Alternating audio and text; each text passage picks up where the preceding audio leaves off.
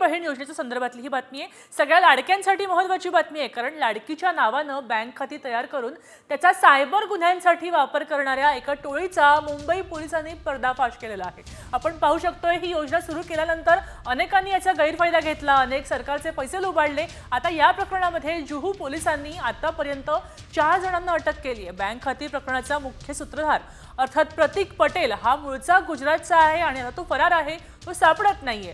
मात्र विशेष म्हणजे आरोपींनी तयार केलेली बहुतांश बँक खाती ही पुरुषांची होती, पुरुषांच्या नावाने तयार केली होती आणि तरीही त्यात लाडक्या बहिणीचे पैसे जमा झाले होते। दरम्यान या सगळ्या प्रकरणाचा आढावा घेतलाय आमच्या प्रतिनिधी वैदेही काणेकर यांनी। पाहूया त्या काय म्हणतायत।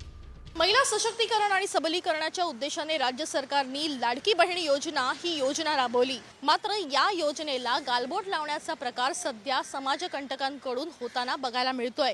काही समाजकंटकांकडून बँकांची अकाउंट उघडली जात आहेत, महिलांच्या नावाने देखील ही अकाउंट उघडली जात आहेत आणि याच अकाउंटमध्ये काही पैसे जे आहेत ते देखील जमा केले जात आहेत।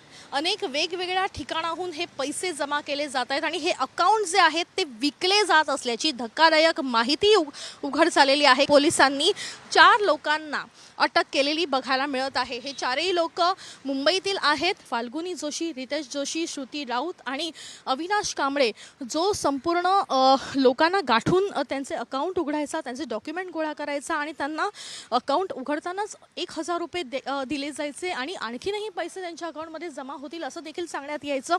असा एकूणच कारभार जो आहे तो या टोळीचा होता आणि या टोळीला सध्या या ठिकाणी जुहू पोलिसांनी अटक केलेली आहे। कॅमेरा पर्सन अरविंद वैदेही काणेकर, साम टीव्ही न्यूज, मुंबई।